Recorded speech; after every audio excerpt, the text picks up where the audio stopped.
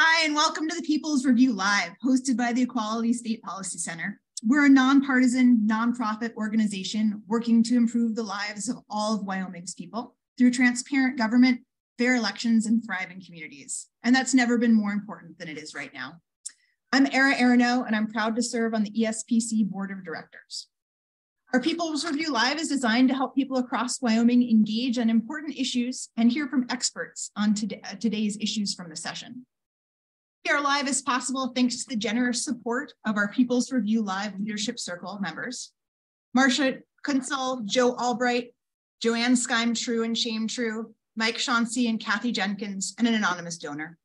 If you'd like to know how to become a Leadership Circle member, please email info@equalitystate.org, and we'll drop that email in the chat for you.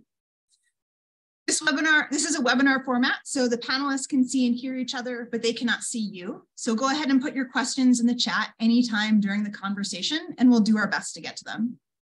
Also, we're recording this panel to ensure that you can review it later. If for some reason you can't see or hear the panelists right now, or you have any tech issues during the event, Celeste Paul, our administrative coordinator, is here to help, and you can reach her through the chat. Before we begin our discussion, I'd like to introduce our panelists. We have House Speaker Albert Sommers. Speaker Sommers represents House District 20, and he's lived in a Sublette County ranch in this district his entire life. Speaker Sommers has served in the legislature since 2013, and he's served on the House Appropriations, Minerals, and Education committees. Before becoming Speaker this session, he served as Majority Whip, Speaker Pro Tempore, and Majority Floor Leader. We also have with us Representative Sherwood. She was elected to the Wyoming Legislature in 2011 and represents House District 14 in Albany County. She serves on House Appropriations and is a former member of the Minerals, Business, and Economic Development Committee.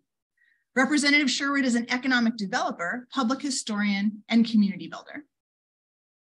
Sara Burlingame joins us, and she's the executive director at Wyoming Equality and former representative for House District 44. Wyoming Equality strives for equality for all LGBTQ and Two-Spirit Wyomingites. Sara has a background in faith organizing that centers on racial and socioeconomic justice. And last but not least, we have Marissa Carpio, who is the advocacy coordinator for the Wyoming Women's Foundation, a priority fund of the Wyoming Community Foundation. The foundation invests in the economic self-sufficiency of women and opportunities for girls in Wyoming. Marissa works to advance systems change with statewide advocacy, grassroots organizing, research, and collaboration. Welcome all, and thank you for being with us tonight. Before we get started, a reminder that viewers can submit questions using the chat or Q&A feature. To start us off, let's give each panelist about 3 minutes to add anything you'd like to the introductions I just gave and give a brief overview of your experience at session. Speaker Sommers, would you start us off? Sure, and first of all, I would like to thank ESPC for doing this. I think it's a great way for Wyoming citizens to learn a little bit more about the session.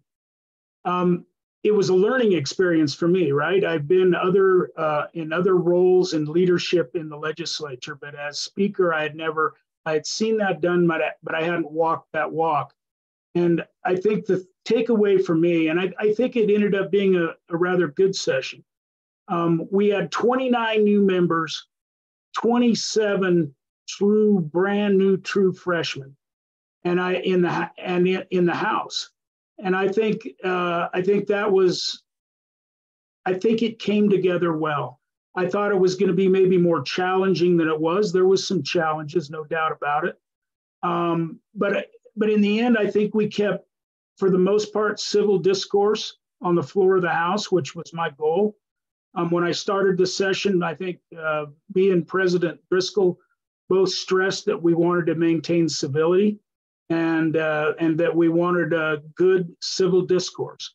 And I think we both managed to do that for the most part, at least on the floors.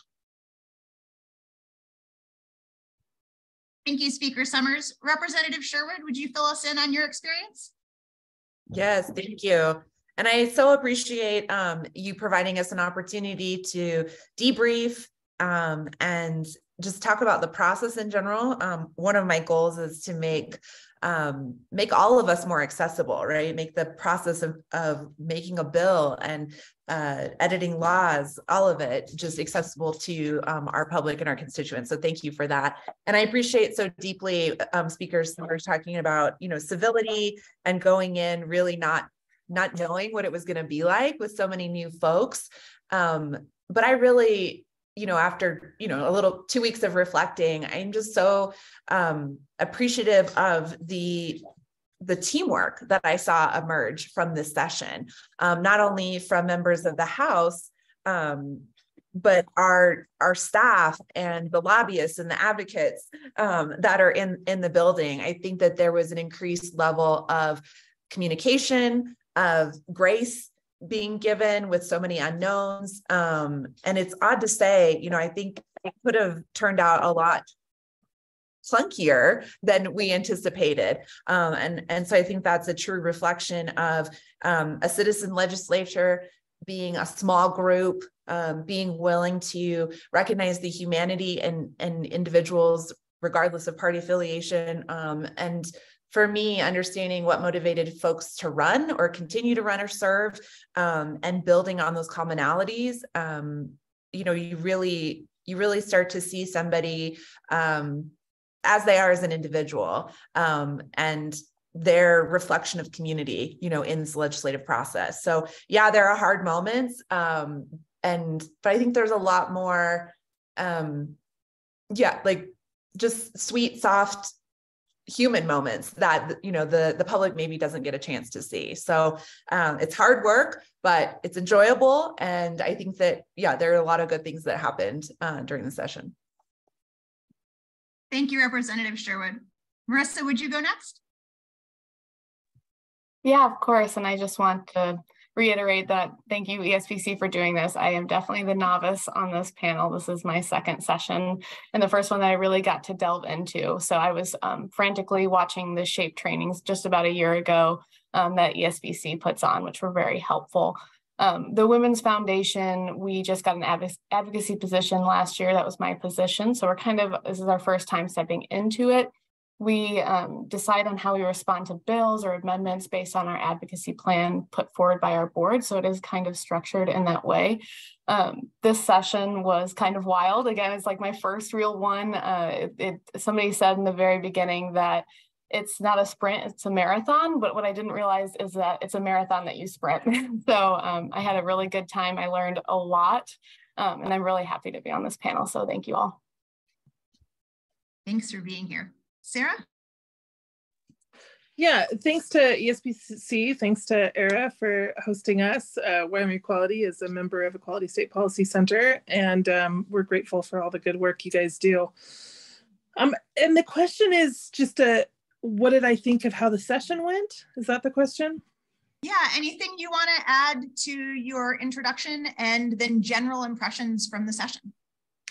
Yeah, I'll back up Speaker Sommers and Representative Sherwood in saying that I appreciated that our leadership articulated the need for civility and setting a boundary around it. And I will say that this was the first year that I ever had a committee chair. Wyoming Equality hosts a civics day for youth. And so youth from all over the state come and get to spend the morning at the Supreme Court and get to talk to a Supreme Court justice. And then they come over and they meet legislators and they host a luncheon. And on the particular day that they were here, there was going to be a bill that we were following on a Senate committee. And the committee chair said, please don't bring children. Please don't bring youth. And it was because there was, a member of the body who would perhaps be graphic or even obscene, and whose language would cross over into language that you would not want children exposed to. And at the time, things move fast. And so you just thought, okay, well, if a chairman is asking me to do that, I'll be respectful of, what he's asking. But in the weeks since, I've just been thinking about what has gotten normalized and what that maybe says about where we are at this point in our history. I've just been thinking about it some more. But overall, I thought the thing that was striking for me about the session was before we went in, I was talking to, some of the companies who are interested in, Wyoming having non-discrimination or bias crime or something. And this is like, UPS and Walmart and United Airlines and things.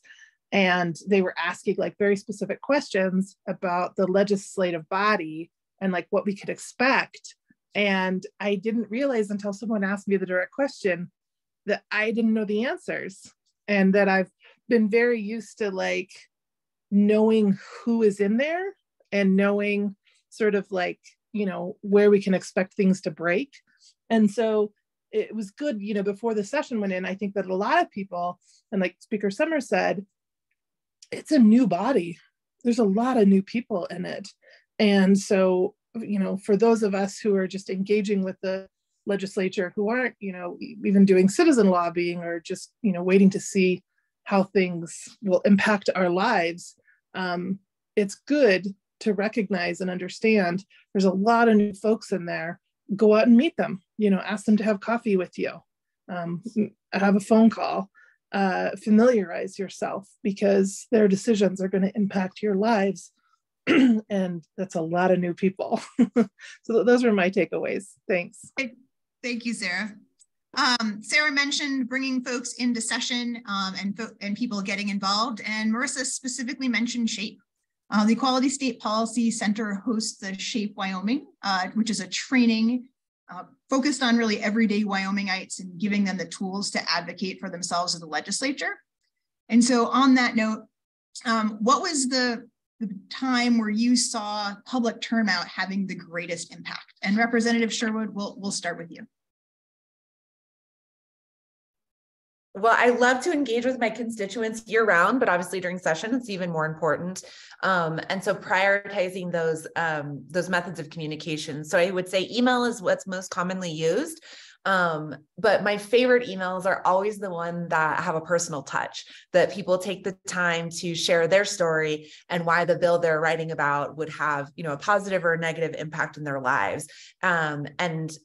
And again, that's that reflection of humanity, is when we're willing to open up and tell, be vulnerable with our stories and our advocacy. I think that is very meaningful. And I would always try to, respond to those constituent emails. And they're much more lovely to read than the copy and paste, bot messages that we get from Texas. But I also love seeing people in the building, especially from my community. I get quite homesick. And so anytime somebody from Laramie shows up, it's like, oh, that's that reminder of, why I'm doing what I'm doing and who I'm serving, and making sure that I'm listening to what that person is bringing from community to share with me on the floor. But I would say, the work that was done around LGBTQ issues, women's issues, and how many people showed up in person during committee meetings was phenomenal. And I think one of the most memorable parts of session for me was the House Education Committee meeting, the hearing on the sports bill. Although it was a very difficult topic, the level of civility in that meeting from the chairman, from the people who were testifying, again, a very vulnerable narrative. But overall, I think a great example of how democracy does work, when people use their voices to speak up, and when your elected officials listen, with respect for those individuals. So if you haven't had a chance, you can go back on, the legislators' YouTube page and listen to that conversation. But I think if every committee had that level of dedication to the topic, that level of respect and civility, I think we would be functioning at a much higher level. Thank you. Sara, do you want to build on that to see if that was the specific time you felt public turnout had the greatest impact, or if there was another time?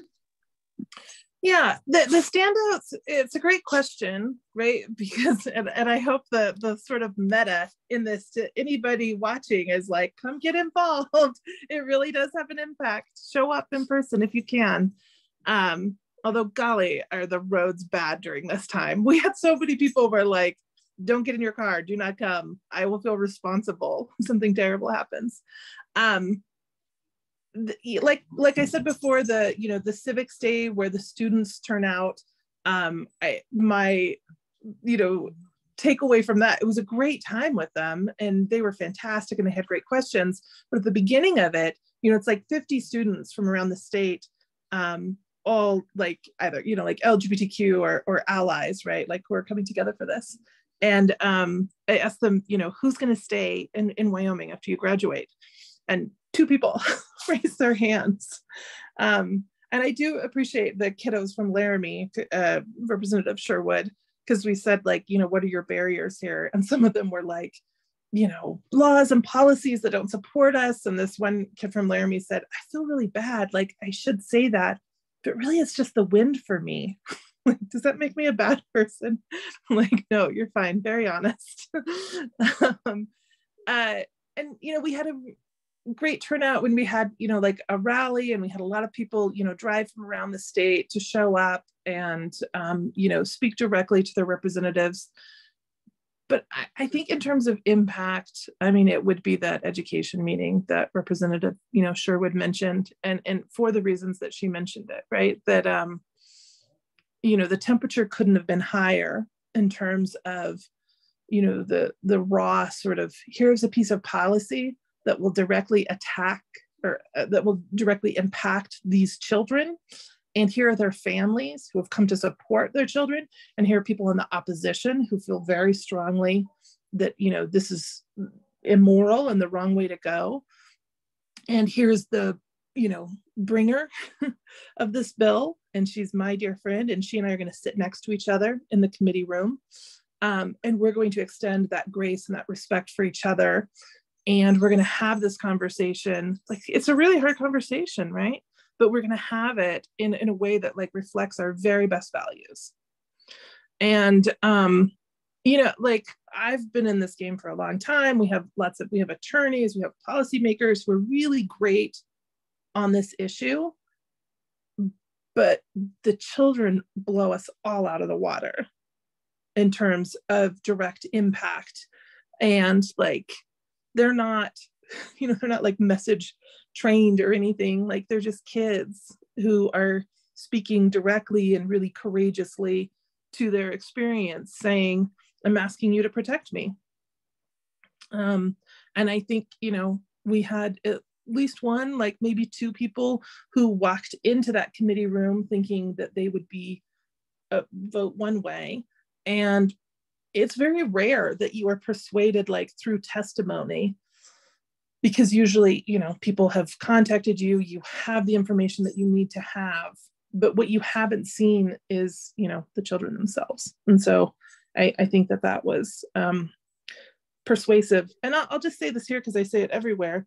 I think it's a really heavy thing to ask, these children and these families to be vulnerable in that way. And I think as advocates, we have to be very clear about how it can be exploited, how children can be exploited, how like you need to be really sure that they have all the resources and all of the sort of like, so they can make informed consent around it, because it is a really vulnerable space. And in the ideal world, kids wouldn't have to do that at all, and adults would kind of take it all on our shoulders. But we are not in the ideal world. This is not Zion, as far as I can tell. Sorry about my long-windedness. Marissa, I know you all did a lot of mobilizing for folks. Was it the same bill or a different bill that you felt that public turnout had the greatest impact? So our priority bill this session was HB4, which was the Medicaid extension for postpartum moms. The public testimony and the public turnout around that bill in particular was just absolutely phenomenal. Especially, I would think in the Senate Labor Committee, we had students from Cheyenne High School, we had NICU nurses, other medical professionals, substance use and mental health professionals, all talking about the impact that postpartum care has on new moms and babies. So that was really important to the success of the bill. There was also no opposition in Senate Labor, which was really awesome to see. But I think some of the biggest impact that people can have is more behind the scenes. That visual impact was amazing. The public testimony was not worthless. It was absolutely, again, helped to the success of the bill. But people reaching out behind the scenes to people they knew, to committees, to their representative, to their senator, I think is really what took it across the finish line. So it's that public turnout that you might not be able to see, that doesn't feel like you checked a box, I just talked to somebody, or I just sent an email or a text. I think that really is what contributed to the success of the bill. So I would say public turnout in testimony for HB4, but also everybody working behind the scenes. Thank you. Speaker Sommers, same question to you. And also if you have any insight on how public turnout impacted you differently in your role as speaker than it has in your other roles. Sure, let's start with that. So as speaker, I'm really not down amongst the committee rooms unless I have a bill to present. So I don't see a lot of what goes on. And there's a reason I don't go down there, because if I go sit in on a committee, then I worry whether they're thinking I'm observing them for a reason, right? You know, are they? And so I try to just give them their space to do their work. And I stay away. How public participation affects me most, and it has over the course of my whole entire career, is when we get classes of school children that come up and they sit in the balcony above us, and you realize that the reason you're on the floor is for their future. And if you keep that in mind, if you keep that in your mind the whole time, I think you can do good work. We are really there to help those children, the next generation of Wyomingites. And makes me catch my throat, actually. And, and I want to say something about the committee rooms and public participation, just a note from history. So I think the committee rooms today are very, and I'm just going to call it wooden. We all sit up on a dais, the public's down below us on the floor, and we're removed by many, many feet. When I came into the legislature, and some of you will remember this, I'm sure Sara was around at that time, probably, but when I came in the original legislature, they were little rooms, and there was a table that the committee sat on, and the public literally sat in chairs with their knees in your back. You felt the presence of the public literally breathing on you. And I think, and as I sat in both of those kinds of committee rooms, I think the first one I sat in, I felt more attached to the public and more connected to the public than I do with these new rooms that are very good because they have all the electronics and we have more room and more space. But just a note from history. Thank you. Thank you, Speaker Sommers. Representative Sherwood, how about you? Oh, I'm sorry, did I? I just went back in a circle, my apologies. Marissa, how about you? I'm gonna check myself right there. Apologies for that. Let's move on to our next question. So specific to lawmakers, one relatively unique aspect for Wyoming's legislature is that it's a citizen legislature, meaning y'all have jobs and other lives outside of session. How does that impact your work as a lawmaker? Representative Sherwood, would you start us off? Yeah, so my day job is as an economic developer in downtown Laramie. And really was one of the reasons I ran was I didn't see the needs of our small businesses, our home-based entrepreneurs really being represented or addressed in the Capitol. And I think since Wyoming's statehood, we have talked about economic diversification, and that is my love language. And so there's a lot of synergy between my day job and my work and the experience and being in community and seeing where our business owners have struggled or thrived. And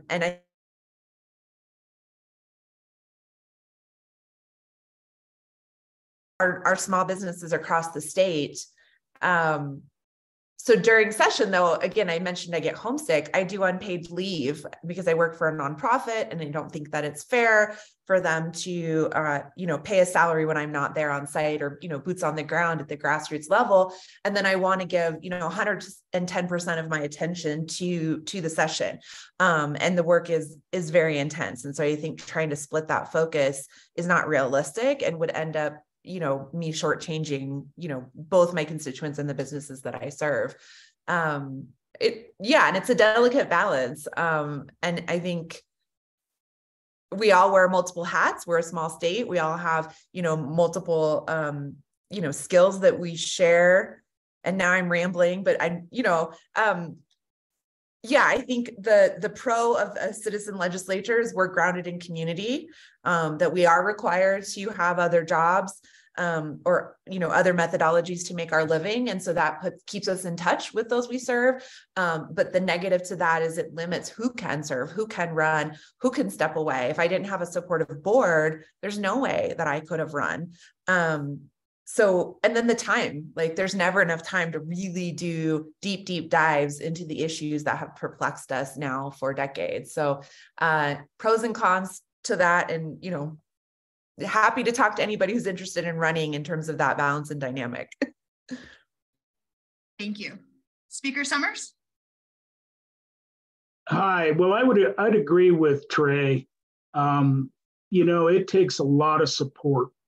I'm a rancher, and when I first came in, my sister and I had just brought in a partner that we were gifting the ranch to, who nearly has all the whole ranch now.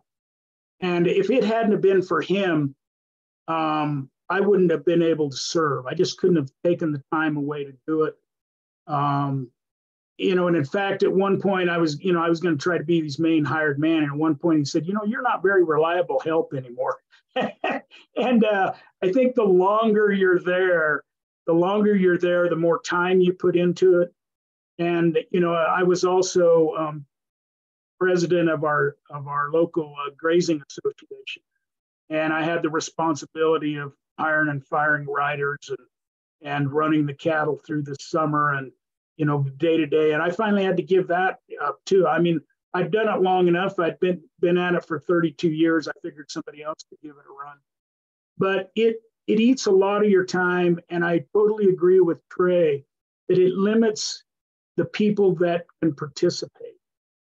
I'm not sure you're going to be able to change that. We're not going to become a full-time salaried well enough to be a primary bit. I don't know that we're ever going to change that, but it has become, I think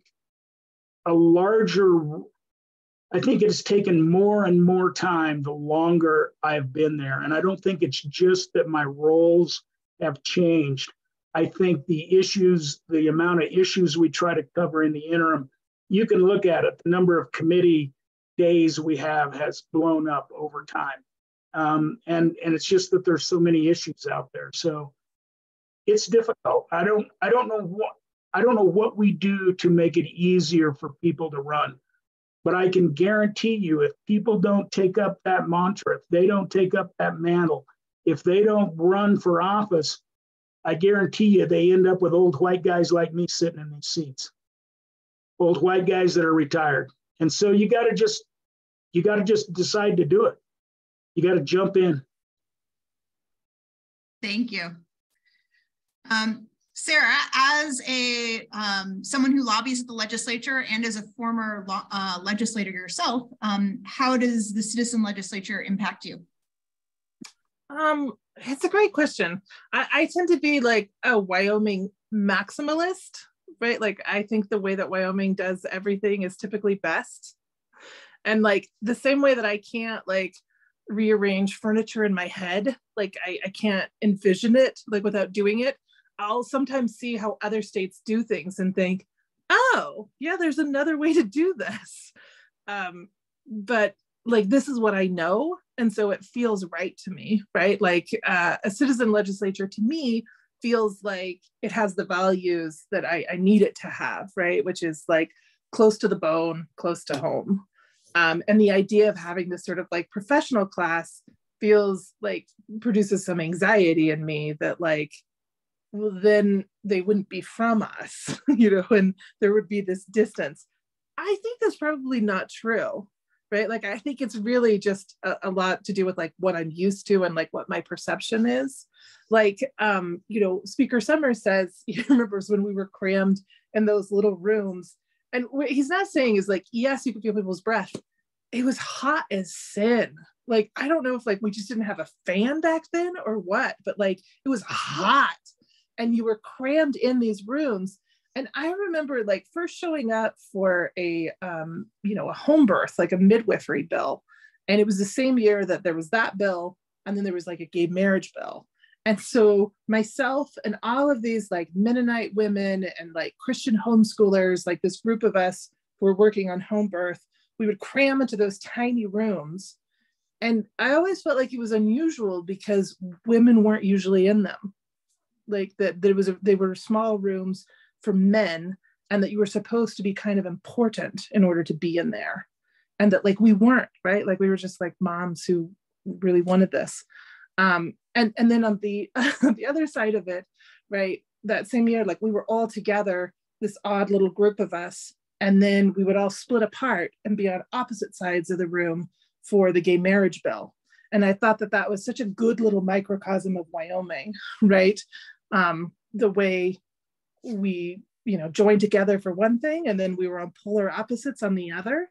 But the people in front of us, the legislators, were all citizen legislators. We were all citizens, and that it created more equanimity than not. But I'm delighted to be out of those hot, tiny rooms. I have no nostalgia for them, none. Thank you. Marissa, as an advocate and a lobbyist, how does having a citizen legislator impact your work? Absolutely. I think of two kind of different sides of the coin. The first is as a grassroots organizer and a lobbyist, legislators are a lot easier to contact here. They are available to their communities. They have we have their email or text. You don't have to go through staff usually to talk to people. You can pull them straight out of the lobby. And then as everybody else said, they're well connected within their community. So there are people who have personal connections with them, which is very, very important for this work. And then the second side of that coin is, this is like the research side, the things that the Women's Foundation has put out, the Wyoming Women in Elected Roles and the Wage Gap Report, that women are underrepresented in the roles that are, I guess, normal or usual in the legislature. Things like ranching, a lawyer, business owners, things that people can take time away from. And this is why we see kind of a lower number of women in our legislature. I think we're sitting around 22%, which is way under half.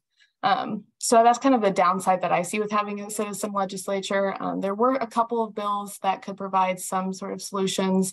Women are often, they're often expected to do more of the homework, the housework, and childcare. And there's a state-sponsored childcare bill, which hypothetically might have helped legislators, young women, become legislators if they had some help with childcare. So those are the kind of things that are going around in my mind, that maybe if we had a different system, women could participate more. But we see in other states that that's not 100% true. So it's just different problems for a different state. Thank you. Fascinating and kind of unique to our situation. We have a question from the audience. How do you get more bills to the floor that directly impact Wyoming rather than ones getting national attention? This person followed a specific one from Representative Oakley that attempted to repeal a portion of the DUI statute that gave prosecutors discretion to dismiss or amend rather than requiring them to get the court's permission. And she notes that it passed out of committee but was never brought to the floor. So rather than focus on one specific bill, and we'll leave this to anyone who would like to chime in, how do you get more bills to the floor that directly impact Wyoming? Speaker Sommers. So that's a challenge, right? And I think I was just looking at the chat, and there was another question about limiting the number of bills. So one of my roles is which bills go out to committee. And I think there were 500 bills overall. There were 300 bills numbered in the House. There's no way we're going to hear all of those bills. So bills are going to die in my drawer. bills are going to die in the majority floor leader's drawer, and it's mostly just simply a function of time. And so if you are a citizen out there and you want a bill brought, you want your idea brought forward, you look for some legislator, one that is sympathetic to your cause, but also that gets bills through the legislature. So I think of a Lloyd Larson, I think of Dan Zwanitzer, I could name some others out there, right? And they're very good at getting bills through. You're right. Once it comes out of committee and comes back, and then it's in the majority floor leader's role, whether he's going to bring it up or not, then if you've got a legislator, that legislator has to go advocate for his bill to that person, whether that person be me that introduces a bill, or whether that's the majority floor leader who brings the bill to the floor. So it's about advocating for the bill. It's about using the right person at the right time to bring a bill. And a bill has a very precarious path to becoming law. And that's for a good reason. That's for a good reason. We don't pass laws willy-nilly. And I think time is short and bills die. Thank you. Is there anyone else who'd like to chime in with that answer? Sara, go ahead. This is like the note I want to hit over and over again. I really think so much of this is like folks have got to work on getting people elected who are familiar with the job and who are familiar with the process and who can, connect with others. And this is nothing, I don't know the bill referenced in this particular question, so it's not a commentary on that. But I remember years ago, Senator Nethercott, her baccalaureate for junior colleges bill, she had 30, 40 co-sponsors on that. And I remember thinking oh, okay, right? She just put a ton of work in beforehand and got people lined up. And it was still hard at the end. The university was in a lot of opposition to it, but I thought, oh, this is the way it'll go in the future, right? Everybody will start working earlier and earlier and getting more and more sponsors. I mean, you saw bills come through with 2 sponsors on them this year, one in the House, one in the Senate. And then when people were like, hey, why didn't that come out? It literally had the minimum possible. Nobody else was brought in on it. Nobody tried to get support for it. Maybe that's a sort of a civics literacy thing that people can, be looking for. But I think that the reason that we don't have that, why it hasn't been, oh, okay, we'll get 30, 40 co-sponsors before a bill ever comes in, is that we've just gotten more fractured. And like we said before, there's so many new legislators, right? You can't do that. But golly, it sure would be good if we could. Thank you. Anyone else on that question, or may I move on to the next one? So we have another one. ESPC has recommended limiting the number of bills that legislators can sponsor to better focus on issues that matter for Wyoming. And is that something that you support, or if you're not sure, what are your general thoughts? And again, this is open to anyone who'd like to go. Yeah, I love the idea. Again, we are so limited on time. And for those that may not be aware, a committee bill that is worked through the interim, so summer and fall in prep, has a lot more vetting and a lot more opportunities for, public comment and for there to be experts researching the issue. And so those bills in theory should get more time, more attention, or more likely to pass than individual bills. But I think if we said we're going to limit the number of individual bills we bring, maybe to Sara's point, then the bringers have more time to then behind the scenes vet those. And so to say, hey, a constituent brought this to me, I went to the city or the county to understand how the issue impacts the local level, and then I reached out to agencies at the state level, you know, maybe it would force us to put more time, you know, in and prioritize those topics that we're hearing are important to our constituents, because it is really easy to email LSO and say, you know, draft this for me, and I'm going to put my name on it. And if you're looking for something that's, you know, grabbing a headline because you want to leverage that for your next campaign, that to me seems like an inappropriate use for the space to file a bill. Thank you. Speaker Sommers? Yeah, so I'm one of the worst offenders, but let's first talk about the difference between the House and the Senate. The Senate does limit the number of bills. So during a regular session, it's 5, I think, or 6, maybe 6, I can't remember the number. And then during a budget session, I think it's 3 or 4. I can't remember the number, but they limit. And the House has never limited. And the reason and I've brought the rule change twice in my career to limit the number of bills brought, even though I'm terrible. I numbered, what did I number this time? 8 or 9 bills.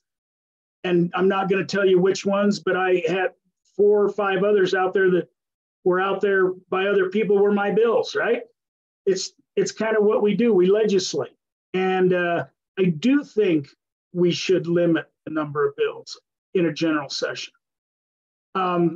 Does that mean that your issues that you like personally are going to be the ones that rise to the top? Maybe, maybe not, right? There's good things and bad things about limiting the number of bills.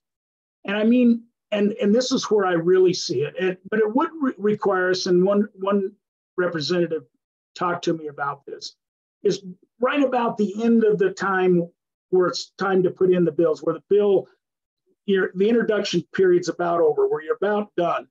That's when you get generally a lot of the really not ready for prime. I'm just going to say it this way, not ready for prime time bills. But occasionally there's a gem. And so when you do limit that number, you might limit that gem for the session that you maybe shouldn't have. But I am in support of limiting the number of bills. Thank you. Would anyone else like to speak to that? So our next question is, what are available options for constituents when representatives or senators block those who dissent? And again, this can be anyone. Go ahead, Representative. Yeah, I'll just jump in just because this is happening to me now. There are residents of a neighboring county who feel like they're minority voices to a water conversation, and that they have reached out to their elected officials and not felt like their voice wasn't heard. And so now they're shopping that concern a county over. And this is just happening to me in the last few weeks. And this is the first time I've experienced this. Obviously my priority is to represent those who elect me. But one of the things I found really lovely about serving in Albany County is that there's very much a team approach to it. And that we understand between the 4 members in the House and the 2 in the Senate, each other's strengths. So if somebody, reaches out to me who is an Albany County resident or now, over in Carbon County and says like, hey, I have a concern about a water issue, that's not my area of expertise. So I can listen, but I'm going to make sure that I'm going to direct them to a representative who does have that area of expertise or passion, or the agency that can help them navigate. How do I file a public comment? How do I track this process? Whatever it is. And so to the question is, if your representative in your district you feel like is not listening to you or hearing you, go countywide. And if you don't get some airtime in countywide, look for the House member or the Senate member who is experienced or passion in that area. Thank you. Would anyone else like to add to that? I'll say, I think I guess depending on the situation, it's totally contextual, but I would say keep track of when you're contacting, how you're contacting, and like Representative Sherwood said, go larger, start organizing if that's something you're interested in, find other organizations who maybe are interested in similar issues. There are other people willing to listen. There are other ways to go about it outside of the legislature, depending on the issue. So I would say continue to work, but also keep track of what you've said and how you're moving forward.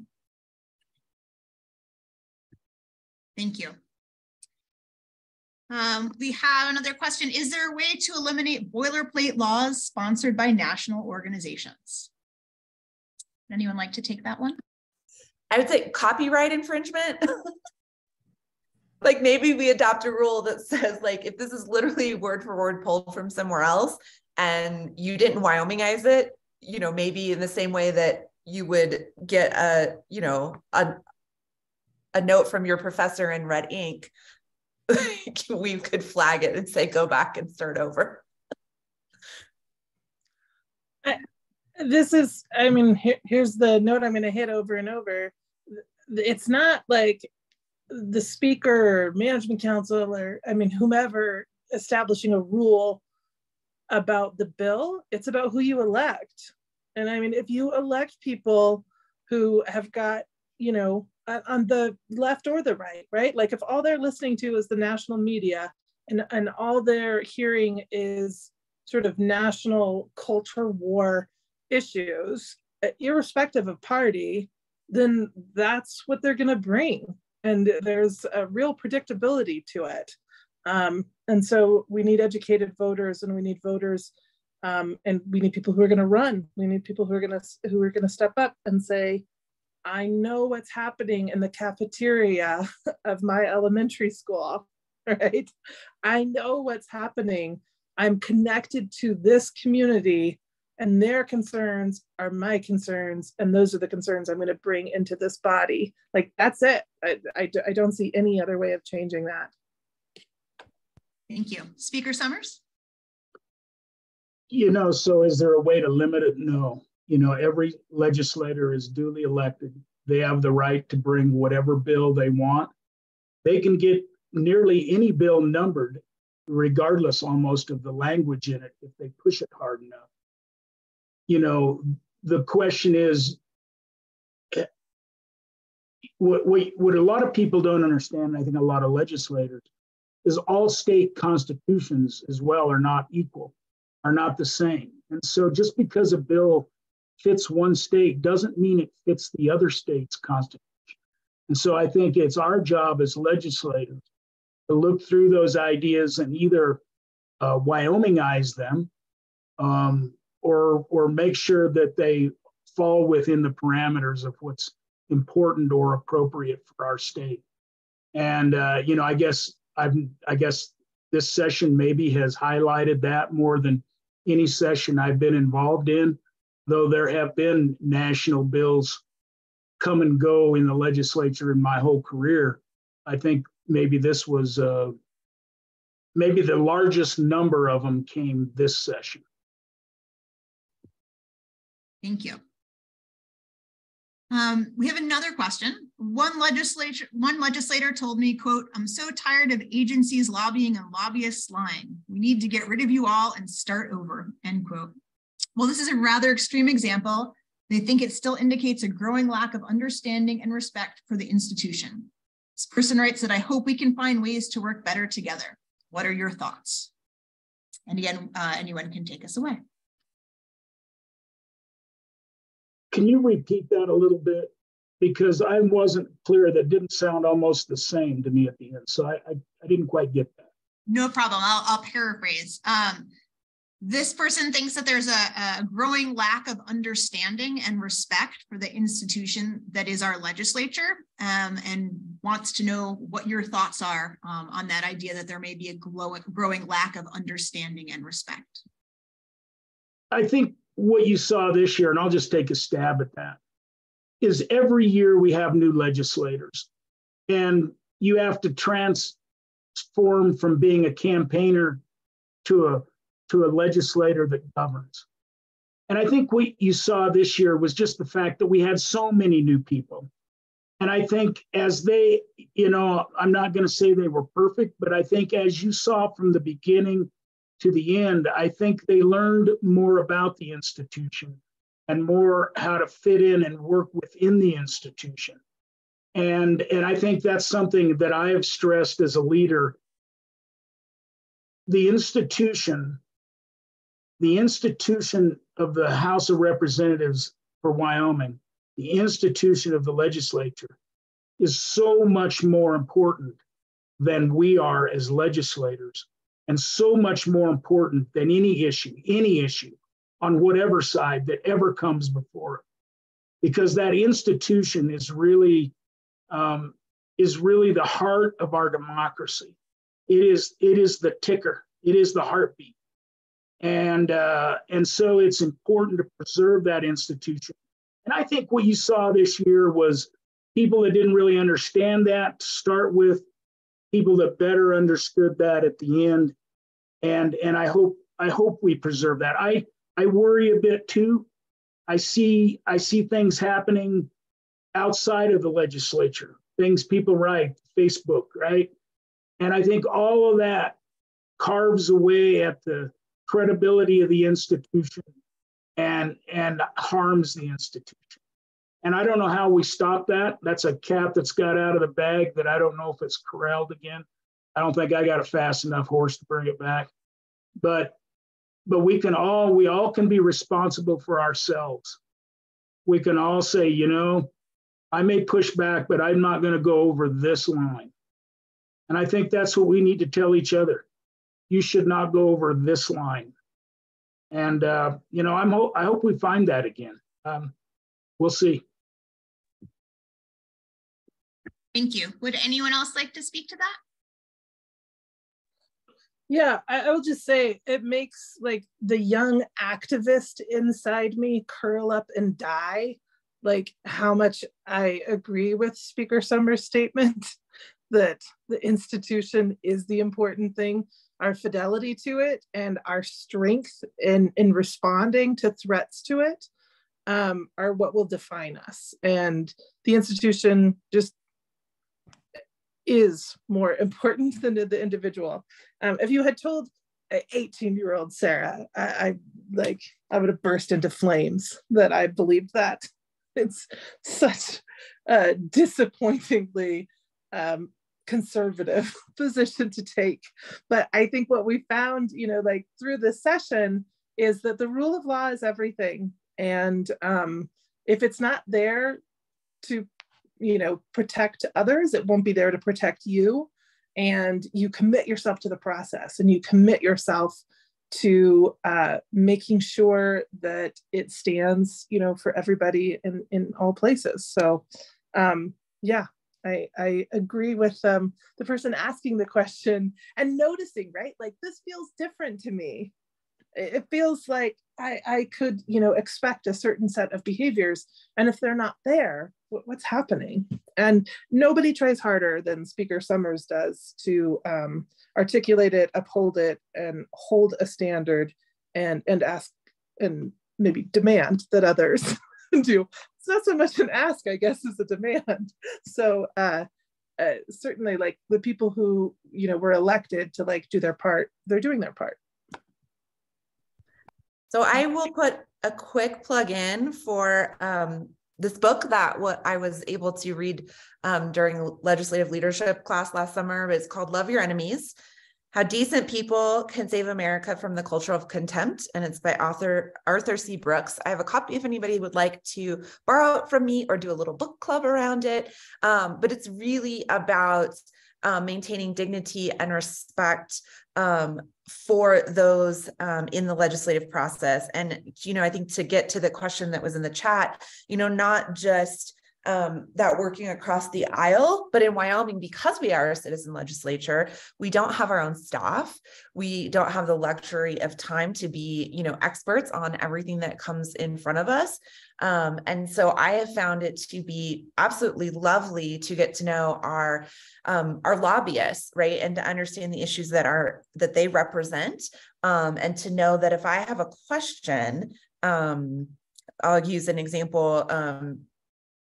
Andrew represents the Wyoming Arts Alliance, and I needed some data on the impact of grant funding from the Wyoming Cultural Trust Fund. So I knew that I could call him and say, I need this data. I need numbers. I need it, presented in a way that's easy to read, easy to share with my colleagues. I need help demystifying, how this program works. And he worked his tail off, got me what I needed. And, we got more support for the Wyoming Cultural Trust Fund on the floor than we have in, I don't know, forever. That's a weird way to say it. But, and if it hadn't been for his work, as a lobbyist, getting me the information I needed, I don't think we would have been successful in getting that budget request through this year. So that's just a very tiny example of how I think elected officials interact with our lobbyists here in the state. And it's a very different relationship than I think people perceive it when they think about, DC politics. Thank you. Sarah, I just want to quickly add one other thing. What the public doesn't see is the education that goes on when a new member steps over a line, and maybe it's in a committee. I know there were times this year that some of those members issued apologies. I think and that education went both parties, all camps within the party. I think there was universally people that were trying to educate new people into you gotta, your words matter. My wife, actually she's on here. One thing she says, and I totally agree, words matter. Words matter, and you have to impress that upon new members on what they say to agencies and how you can heartbreak an agency. I was on a PROPS and I was harsh. I was hard. And you could tell when you had stepped over the line, and then at the end, you had to tell yourself, at this point, you need to thank them for their work. What we don't do often enough is thank our agencies, thank our lobbyists that help us get information, because they're all very important to the process that we want to preserve. Thank you all so much, both for your answers to these questions from the audience and for your time here in general. Unfortunately, we won't have time to answer these last few questions, but I do want to put a little bit of an outgoing teaser before I read the last announcements. In one sentence or less, so really concise, each of our panelists, after I read just a closing statement, I'm going to ask you for what you would title this legislative session, if you had to give it a title. A little bit lighthearted is what I'm going for here. As you're thinking about that, I want to thank everyone for joining People's Review Live. The Equality States Policy Center is a 501c3 nonpartisan nonprofit organization, and we rely on charitable gifts to fund our work. Donations can be made at equalitystate.org, and we'll drop that URL into the chat for you. Okay, it's not a lot of time, but I'm looking for what your title would be. Go ahead, anyone can go. I can go. Less than a sentence. I think it would just be one word, which is collaboration. There are so many times this session that different organizations, legislators, and the public really work together. I don't think that was the case for everything, and we also didn't get the outcome we wanted all the time, but I saw so many great instances of collaboration that's what first comes to mind. We've got collaboration as a one-word title. Anyone else have a title per session? I do. Interesting. Interesting. Go ahead, Representative Sherwood. I'm going to say recentering. Sara, will you bring us home? Zombieland. Zombieland. So many bells came back. Different images. I love the titles, lots of different images. Thank you all for your creativity there and for your time and insight on session. We hope to see you on further panels. And thank everybody. Thank you to all who watched.